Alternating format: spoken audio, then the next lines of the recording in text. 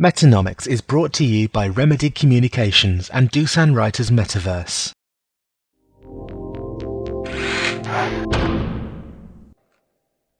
So your book, in some ways, is like one of these contrarian books. You're taking something that we normally think of as being a great thing. Either like AJ, we personally, just individually have a great memory, or like the rest of us, we just rely on technology to improve our memory, and that seems overall a good thing. And you're arguing the bad side. So are you? You must get a lot of people who are saying you're only looking at the bad side, you're ignoring all the positives. Yes, I do. Now, in the book, I take quite some pains and go through a number of positive sides of remembering as well. And my argument really is a little more sophisticated than just arguing the sort of contrarian position.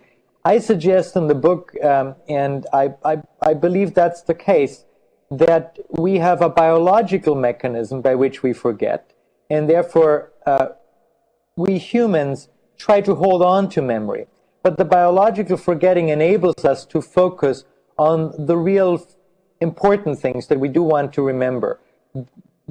And we remember them either in our mind or by externalizing memory, that is, by creating an external artifact, by writing something down, by painting it, by telling stories over and over again like the great epics. And that enables us to hold on to the memory. But by and large, by default, we forget the rest. Remembering has been, in the analog times, for thousands of years, relatively difficult for human beings, time-consuming, took some effort.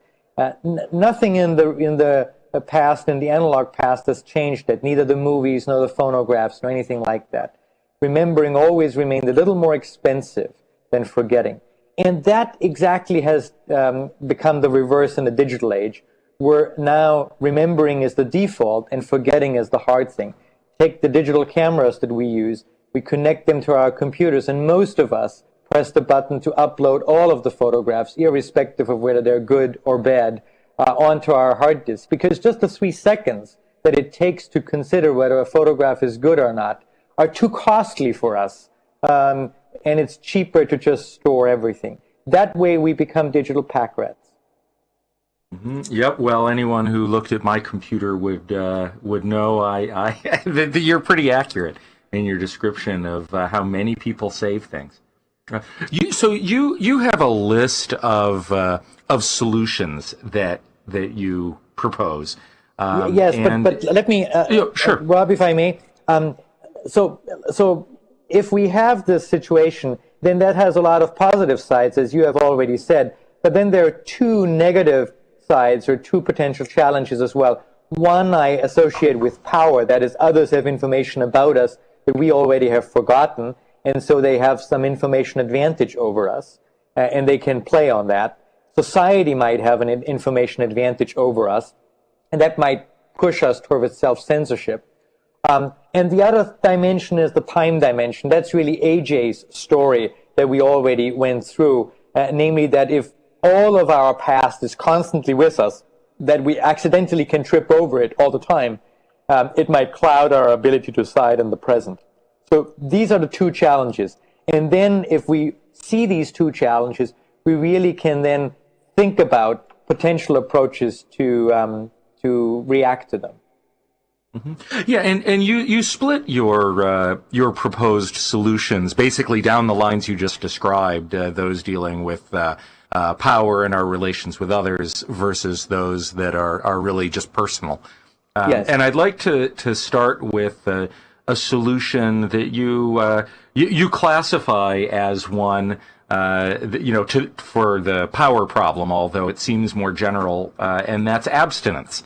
So, if Stacy Snyder hadn't posted a picture of herself drinking in a pirate hat, she'd still have a job. And if Andrew Feldmar hadn't talked about his long ago drug use in a recent publication, he'd still be able to travel to and from the U.S.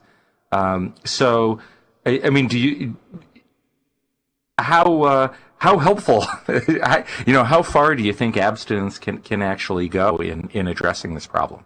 Well, a lot of people are now advocating some form of digital abstinence. President Obama has suggested that we should be more digitally abstinent, particularly on Facebook, when he addressed school children in September. Many universities around the country now inform their students and suggest to the students that they are very careful in what they put on Facebook, what they put on their MySpace pages and so forth, because it might impede their future chances to find employment. Employers are looking at these things now. And so digital abstinence is being suggested quite frequently. I am somewhat hesitant. I'm somewhat hesitant to suggest digital abstinence as well, although it's probably not a bad idea overall. But I'm hesitant because I am afraid it impoverishes the digital tools that we have available. Rather than not sharing information, I think we should continue to share information, much like we share oral information with each other. We talk to each other, but our talk is ephemeral. It vanishes relatively quickly. And so one of the things that I think we need to do is really to not be abstinent, but share information and make that information more ephemeral.